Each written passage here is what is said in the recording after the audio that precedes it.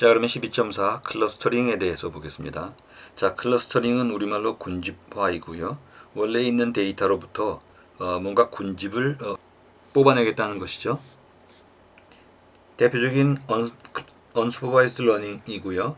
우리가 갖고 있는 데이터에는 많은 컬럼 내지는 피처가 있을 수 있지만, 자, 이런 피처들을 이용하지 않고 데이터가 갖고 있는 특성만을 뽑아내겠다는 겁니다. 그게 이제 클러스터링인데, 이 클러스터링에는 굉장히 많은 종류가 있습니다.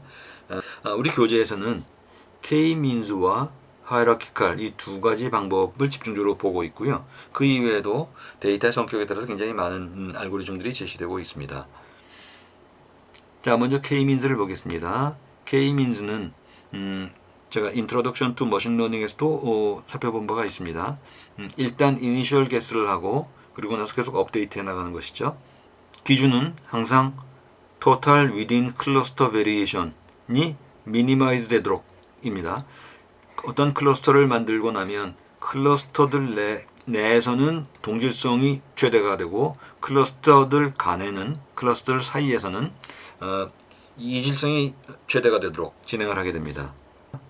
자, K-means는 기본적으로 K 값을 미리 정하게 되죠. 예컨대 K 이퀄 5를 주면 5만 개의 데이터를 5개의 클러스터로 나누겠다는 것이고요. 어떻게 나누느냐 하면 일단 초기에는 랜덤하게 5개를 정합니다. 5개의 중심값을 정하고 그 중심값으로부터 각각 5만 개의 데이터에 대한 거리 계산을 하고 그리고 거리 계산을 한 것을 가지고 다시 재배분을 합니다. 그래서 계속 업데이트 하면서 중심값이 이전하게 되죠. 그래서 최종적으로 그 K 이퀄 5가 되는 그런 클러스터를 만들게 되죠. 자, 이러한 K-means의 특징은 컨버전스입니다. 일정한 횟수를 수행하고 나면 항상 수렴을 하게 돼 있어요. 자, 그리고 다만 이때의 약점이라고 하면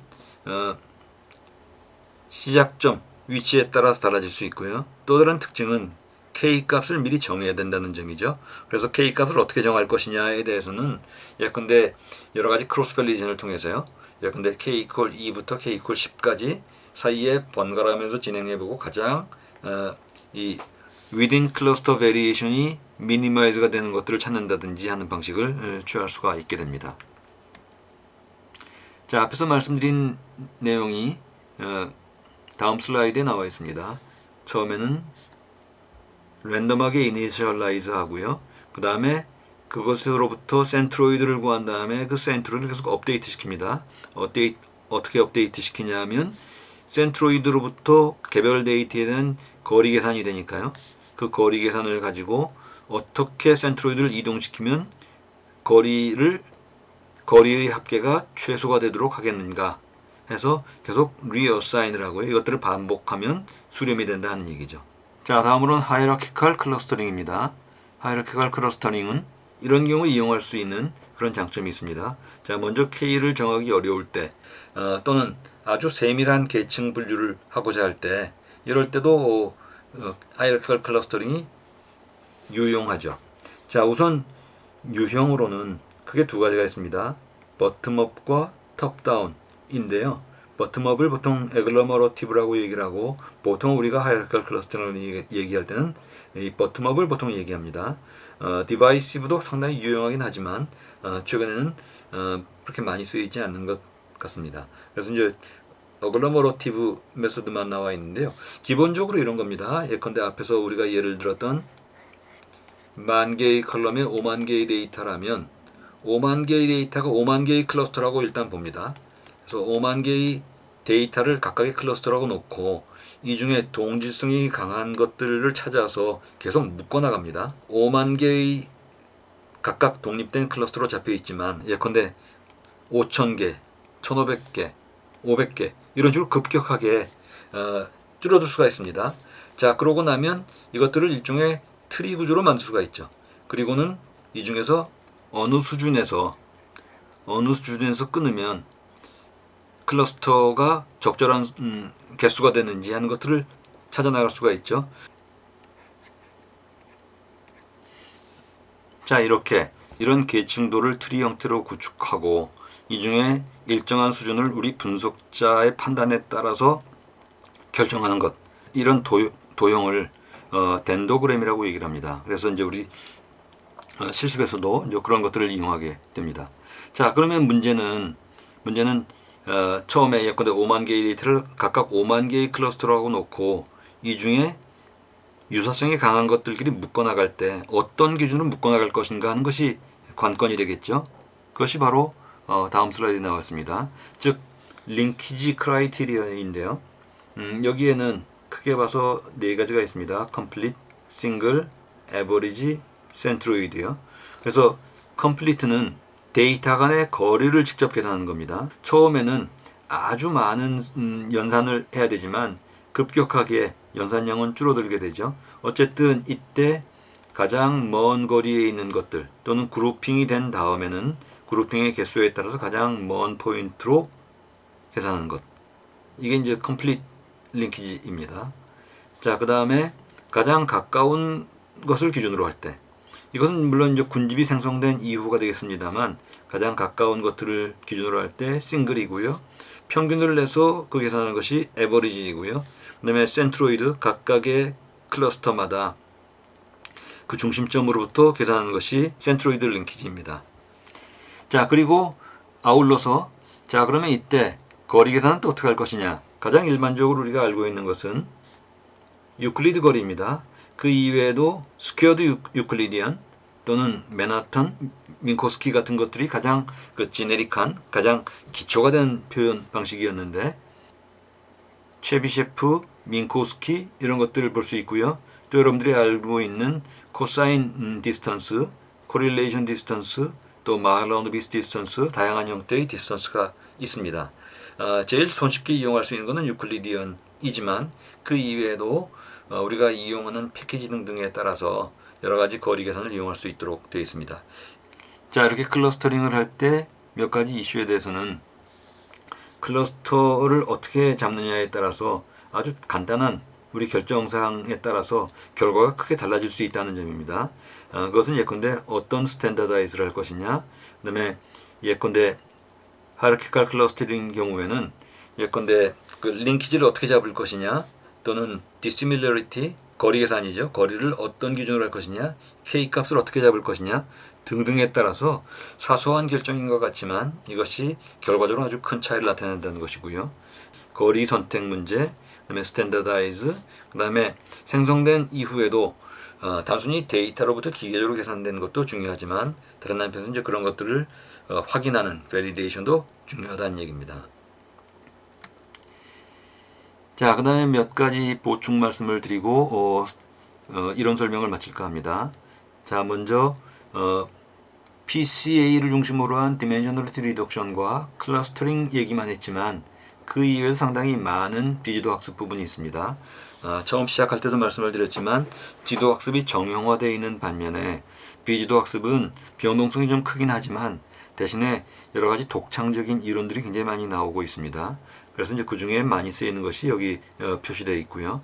관련된 사항들은 참조하시고 또 기회가 되는 대로 별도 자리에서 말씀을 드리겠습니다. 자, 그 다음에 앞에서 우리가 K-means 얘기를 했고요. 그 매트릭스 컴플리션 얘기를 하면서 말씀드렸던 것이 계속 반복하면서 반복 진행하는 그런 측면이 있었죠. 그런 것들이 크게 봐서는 ALS에 포함이 됩니다. ALS라는 것은 Alternating Release Square인데요. 우리 매트릭스 컴플리션에서도 일단 mean estimation을 한 다음에 로스를 보고 로스율을 낮출 수 있도록 각각의 피처 하나씩 나머지를 고정시킨 상태에서 한 피처씩 바꿔가면서 계속 반복하면서 원본 데이터가 갖고 있는 성격과 유사해지도록 반복 실행을 했죠. 그것이 이제 ALS입니다. 그래서 그 매트릭스 컴플리션에서 우리가 얘기했던 것이요. 이것은 ALS의 한 기법을 이용한 것이라고 할 수가 있습니다.